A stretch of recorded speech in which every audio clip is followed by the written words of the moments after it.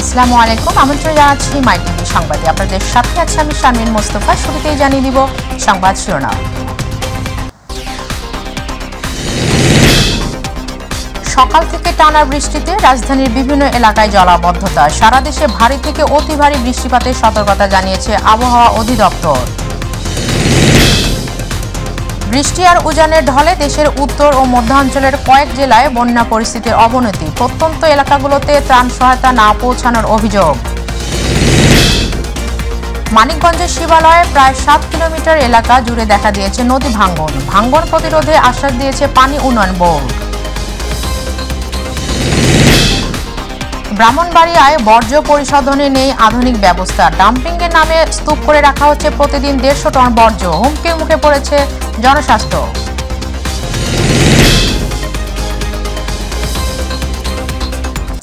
শুনছিলেন শিরোনাম, এবার বিস্তারিত। ভোর থেকে রাজধানী জুড়ে শুরু হয়েছে ঝুম বৃষ্টি। সাপ্তাহিক ছুটির দিনে রাজধানীর প্রায় সব এলাকায় বৃষ্টি হচ্ছে। টানা ভারী বৃষ্টিতে নগরীর বিভিন্ন জায়গায় সৃষ্টি হয়েছে জলাবদ্ধতা। বৃষ্টি উপেক্ষা করে যারা বের হয়েছেন তাদের বেশিরভাগ ভিজেই গন্তব্যে যাচ্ছেন।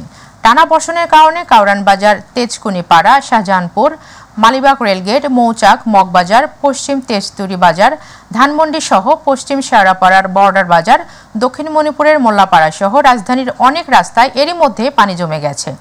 আবহাওয়া অধিদপ্তর বলছে মৌসুমী বায়ু সক্রিয় রয়েছে, ফলে দেশের সব বিভাগে রয়েছে বজ্রসহ বৃষ্টির পূর্বাভাস। দেশের কিছু অঞ্চলে হতে পারে ভারী বর্ষণ। আবহাওয়া অফিসের তথ্য অনুযায়ী মৌসুমী বায়ু অক্ষ ভারতের পাঞ্জাব, হরিয়ানা, উত্তরপ্রদেশ, বিহার, পশ্চিমবঙ্গ ও বাংলাদেশের উত্তরাঞ্চল হয়ে আসাম পর্যন্ত বিস্তৃত রয়েছে।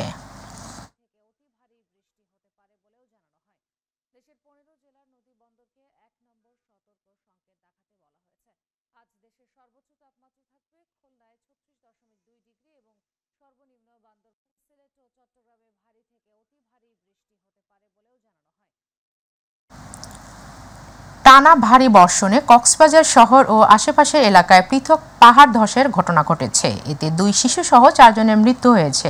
বৃহস্পতিবার শহরের সৈকত পাড়ায় পাহাড় ধসে মাটিচাপা পড়ে এক শিশু মারা যাওয়ার পাশাপাশি 3 জন আহত হয়েছে। এর আগে পাহাড় ধসে কক্সবাজার পৌরসভার 7 নং ওয়ার্ডের শিকদার বাজার এলাকায় একজন শিশু ও এবিসি ঘোনা এলাকায় এক নারী এবং বিকেলে কক্সবাজার সদর উপজেলার ঝিলংঝা ইউনিয়নের দক্ষিণ মহুরিপাড়া পাতাবুনিয়া এলাকায় আরেক নারী নিহতের ঘটনা ঘটে। নিহতরা হলেন জমিলা আক্তার, নাজমুল হাসান, মিম এবং লাইলা বেগম। এছাড়া টানা বর্ষণ ও পাহাড়ি ঢলে কক্সবাজার শহর সহ জেলার 20টি গ্রাম প্লাবিত হয়েছে।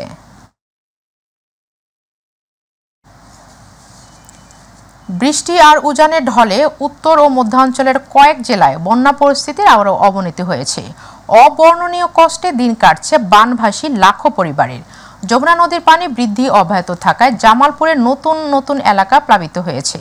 বাড়িঘর ছেড়ে অনেকেই আশ্রয় নিয়েছে উঁচু জায়গা কিংবা আশ্রয় কেন্দ্রে।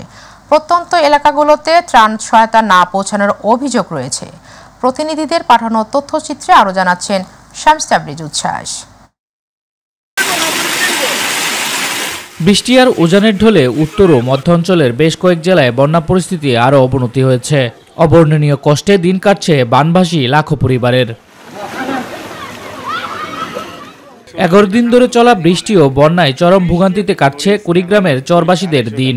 জেলার প্রায় 4.5 শতাধিক চরসহ প্রায় 2 লাখ মানুষ বন্যায় অসহনীয় দিন যাপন করছে। অপরিচিত নৌকা দেখলেই ভেলায় অথবা ডিঙ্গি নৌকায় ছুটছেন চরের মানুষ। দুর্গম অনেক চরে মানুষের কাছে পৌঁছায়নি খাদ্য সহায়তা। 8-10 দিন থেকে পানি খাওয়া দাওয়া চলাফেরা করার কষ্ট হবার দেখছি। চেয়ারম্যান মেম্বার কেউ সহযোগিতা করে নাই। জল পানির জন্য বের হতে পারি না, বাচ্চা কোচ্চাক নিয়ে অনেক সমস্যা, খাওয়া দাওয়ার কষ্ট। যমুনা নদীর পানি বৃদ্ধি অব্যাহত থাকায় জামালপুরে নতুন নতুন এলাকা প্লাবিত হয়েছে। দ্বিতীয় ধাপের বন্যায় বাহাদুরাবাদ পয়েন্টে গত 24 ঘন্টায় 4 সেন্টিমিটার বেড়ে বিপদসীমার 55 সেন্টিমিটার উপর দিয়ে প্রবাহিত হচ্ছে। 6টি উপজেলার 41টি ইউনিয়নের নিম্নাঞ্চলের 3 লাখ মানুষ পানিবন্দী। বাড়িঘর ছেড়ে অনেকে আশ্রয় নিয়েছেন উঁচু জায়গা বা আশ্রয় কেন্দ্রে। যমুনা সহ নদ নদীর পানি বাড়তে থাকায় সিরাজগঞ্জে বন্যা পরিস্থিতির অবনতি হয়েছে। বন্যার পাশাপাশি চলছে ভাঙন। জেলা সদর, চৌহালি, শাহজাদপুর উপজেলায় বিলীন হয়েছে নানান স্থাপনা। বন্যা কবলিত এলাকাগুলোতে দেখা দিয়েছে খাবার, বিশুদ্ধ পানির তীব্র সংকট। প্রশাসনের হিসেবে পানিবন্দী জেলার ৫ উপজেলায় প্রায় ৫০,০০০ মানুষ। দ্বিতীয় দফায় বন্যার রেশ কাটতে না কাটতেই ভারী বৃষ্টি ও পাহাড়ি ঢলে পানিতে সুনামগঞ্জে ফের বন্যা পরিস্থিতি দেখা দিয়েছে। সুরমা নদীর পানি ৪৫ সেন্টিমিটার বৃদ্ধি পেয়ে সুনামগঞ্জ শহরের ১৬ ঘর পয়েন্টের বিপদসীমার ৩০ সেন্টিমিটার উপর দিয়ে প্রবাহিত হচ্ছে। পাহাড়ি ঢলের পানিতে সুনামগঞ্জ তাহিরপুর সড়ক প্লাবিত হয়ে সরাসরি যান চলাচল বন্ধ রয়েছে। এতে দুর্ভোগ পোহাতে হচ্ছে এই সড়কের পাশাপাশি বাসিন্দাদের।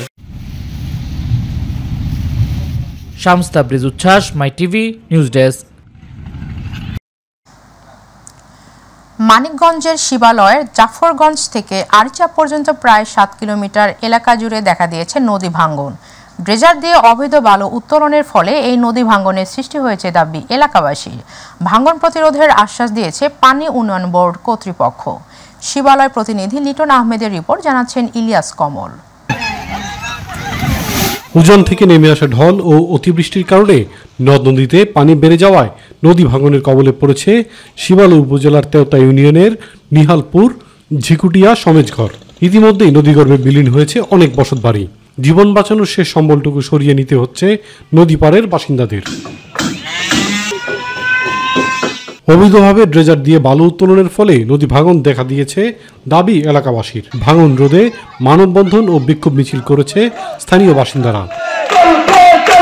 তারাই এখানে চট্টর জাগার পরে ডিজিং এর ব্যবসা করে তাদের জন্য আমাদের ভিটাবাড়ি আজকে মনে করেন অন্য জায়গায় নেওয়া হচ্ছে। ভিটেমাটি যাদের আছে এই স্রোতের কারণে এই আজকে এই ভাঙনের সৃষ্টি হচ্ছে। তো ভাঙ্গে যাইতেছে বাজার, কি করুম, আমার তো কোনো উপায় নাই। আমি ঘরটা সরানোর জায়গা পর্যন্ত আমার নাই। ঘর বাড়ি সব আমার চলে গেল, সরানোর মতন বিধবা মানুষ সরানোর মতন আমার ক্যাপাসিটি নাই। চিন্তা করেন বস্তা ফেলাই দিলে আমরা একটু বাঁচু। ড্রেজিং এর কারণে আমাদের এই বাড়িটা ভাঙছে। এখানে বলগেটাই না মাটি ফেলায়, আবার তল জোয়ারে পানি আইসে এটা ভাঙে। আমাকে নদী ভেঙে আমাকে চলে গেল, আমার ঘর ভেঙে চলে গেল, আমরা কোন জায়গা দাঁড়াবো, আমাকে টাকা নাকি নাই। শিবালা থানায় নদী ভাঙনের কোনো পরিস্থিতি রোধ হয় নাই। আমার এলাকায় কোনো বাড়িঘর ঠিক থাকতেছে না, আমরা উন্নয়নটা কোথায় রাখবো? নদী ভাঙনে যারা ভূমিহীন হয়েছে তাদেরকে আশ্রয়ণ প্রকল্পের মাধ্যমে সহায়তা দেওয়া হবে জানিয়েছে উপজেলা প্রশাসন। যারা এই নদী ভাঙনে ক্ষতিগ্রস্ত হয়েছে তাদের মাঝে তাৎক্ষণিক ত্রাণ সহায়তা বিতরণ করা শুরু হবে। আর আরেকটা বিষয় হচ্ছে যারা ভূমিহীন হচ্ছে, গৃহহীন হচ্ছে, তাদেরকে যে মাননীয় প্রধানমন্ত্রীর যে আশ্রয়ণ 2 প্রকল্পের আওতায় তাদেরকে পুনর্বাসন করা হবে। পানি কমলেই বাঁধ রক্ষায় কাজ শুরু হবে জানিয়েছে পানি উন্নয়ন বোর্ড। আমরা কাজ শুরু করব, কিন্তু আমাদের হচ্ছে ওখানে এই পানির স্রোত বেশি থাকাতে এখন কাজটা একটু 2-1 দিন দিলে হবে আর কি। ভাঙন রোধে স্থায়ী নদী শাসনের কাজ করা হবে জানিয়েছেন স্থানীয় সংসদ সদস্য। আমি আমার মন্ত্রণালয় থেকে যত দূর সুযোগ সুবিধা পারি আমার এলাকার মানুষের জন্য আমি করব। যাদের বাড়িঘর ভেঙে গেছে, যারা নাকি একটু নিম্ন আয়ের মানুষ, তাদেরকে আমি পুনর্বাসিত করব। স্থায়ী বাঁধ নির্মাণ করে নদী ভাঙন থেকে বসতবাড়ি, শিক্ষা প্রতিষ্ঠান, আশ্রয়ণ প্রকল্প ও ফসলি জমি রক্ষার দাবি জানিয়েছে স্থানীয়রা। ইলিয়াস কমল, মাই টিভি। বর্জ্য পরিশোধনে আধুনিক ব্যবস্থা নেই ব্রাহ্মণবাড়িয়া পৌরসভায়। ডাম্পিংয়ের নামে প্রতিদিন 150 টন বর্জ্য স্তূপ করে রাখা হচ্ছে সড়কের পাশে ও খোলা আকাশের নিচে। এতে পরিবেশ বিপর্যয়ের পাশাপাশি হুমকির মুখে পড়েছে জনস্বাস্থ্য। প্রতিনিধি আফম কাউসার ইমরানের রিপোর্ট, জানাচ্ছেন SM হামিম। বিস্তৃত স্থান জুড়ে বর্জ্যের ভাগার। বর্জ্য পরিশোধনে পরিকল্পিত ব্যবস্থা না থাকায় বর্জ্যের ভারে দুঃখতে হচ্ছে ব্রাহ্মণবাড়িয়া পৌরসভার। প্রতিদিন 150 টন বর্জ্য সড়কের পাশে খোলা আকাশের নিচে স্তূপ করে রাখা হচ্ছে। বর্জ্য ব্যবস্থাপনায় 2012 সালে শহরের 6 বাড়িয়া এলাকায় 3 একর জায়গায় ডাম্পিং স্টেশন করে পৌরসভা। যদিও সেখানে নেই বর্জ্য পরিশোধনের পরিবেশ বান্ধব কোনো প্রযুক্তি। এতে নোংরা পরিবেশে চলছে মশামাছি সহ নানা রকমের বিষাক্ত ক্ষতিকারক পোকামাকড়ের অবাধ বংশ বিস্তার। পৌরবাসী আক্রান্ত হচ্ছে শ্বাসকষ্ট সহ নানা রোগে।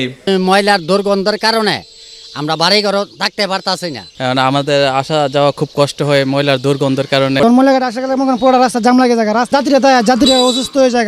ময়লাটার জন্য আমাদের অনেক ক্ষতি হচ্ছে এবং অনেক কষ্ট হচ্ছে। পার্শ্ববর্তী এলাকাতেও ছড়াইছে এসব গন্ধ এবং এসব দুর্গন্ধের কারণে মানুষের রোগ জীবাণু মানুষের মধ্যে ছড়িয়ে যাচ্ছে। বছরের পর বছর এই বর্জ্য পরিকল্পিত উপায়ে পরিশোধনের ব্যবস্থা না নেওয়া হলে দেখা দিবে পরিবেশ বিপর্যয়ের, এমনটাই আশঙ্কা করছেন সচেতন মহল।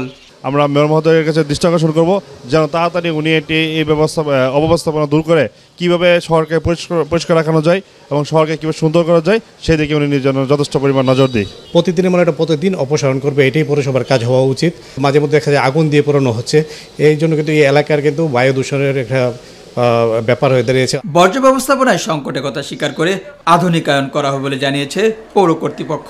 ব্রাহ্মণবাড়িয়া পৌরসভার গার্বেজ ম্যানেজমেন্ট সিস্টেমটাকে আপগ্রেডেশন করার জন্য আমাদের মাননীয় মন্ত্রী মহোদয়ের নির্দেশনায় আমরা কাজ করছি।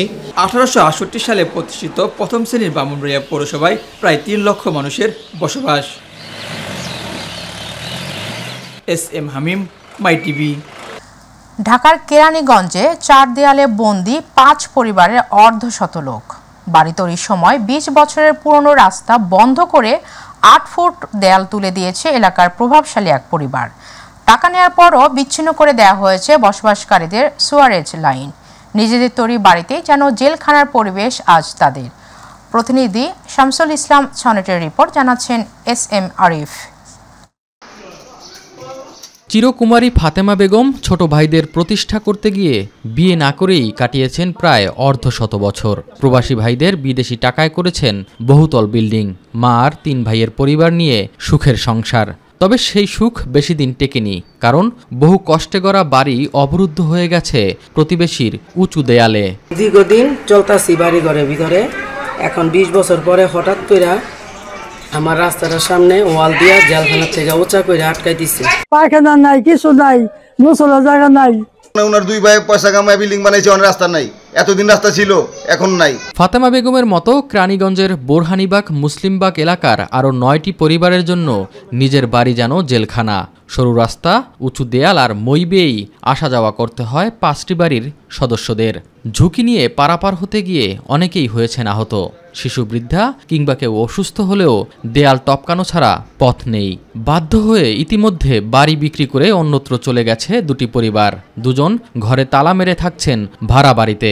কোনো উপায় না পেয়ে অবরুদ্ধ একটি বাড়িতে বসবাস করছেন বাকিরা। তাদের দাবি, প্রভাবশালী একটি পরিবার 8 ফিট উঁচু দেয়াল দিয়ে চলাচলের একমাত্র রাস্তাটি বন্ধ করে দেয়ায় এই ভোগান্তি।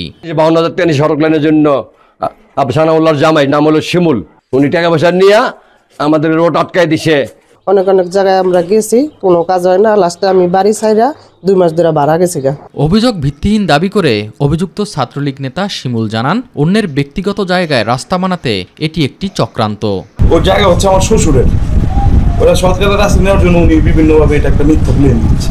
এ বিষয়ে ক্যামেরার সামনে কথা বলতে রাজি হননি উপজেলা নির্বাহী কর্মকর্তা আবু রিয়াদ। SM আরিফ, মাই টিভি। সংবাদের শেষ প্রান্তে আমরা যাবার আগে আরও একবার জানিয়ে দিচ্ছি সংবাদ শিরোনামগুলো। সকাল থেকে টানা বৃষ্টিতে রাজধানীর বিভিন্ন এলাকায় জলাবদ্ধতা। সারা দেশে ভারী থেকে অতি ভারী বৃষ্টিপাতের সতর্কতা জানিয়েছে আবহাওয়া অধিদপ্তর। বৃষ্টি আর উজানের ঢলে দেশের উত্তর ও মধ্যাঞ্চলের কয়েক জেলায় বন্যা। পরিস্থিতির অবনতি, প্রত্যন্ত এলাকাগুলোতে ত্রাণ সহায়তা না পৌঁছানোর অভিযোগ।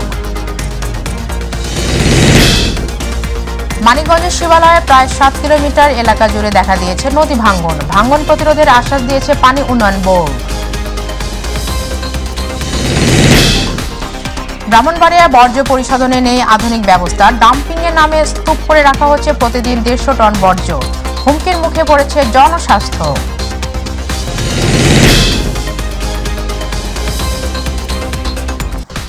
এতক্ষণ সঙ্গে থাকার জন্য ধন্যবাদ। এছাড়া ইউটিউবে মাইটিভি সংবাদ পেতে ভিজিট করুন youtube/mytvbd নিউজ এবং আমাদের অনুষ্ঠান দেখতে ভিজিট করুন youtube/mytv বাংলা ও facebook/mytv বাংলা। পরবর্তী সংবাদ দেখার আমন্ত্রণ জানিয়ে বিদায় নিচ্ছি। আল্লাহ হাফেজ।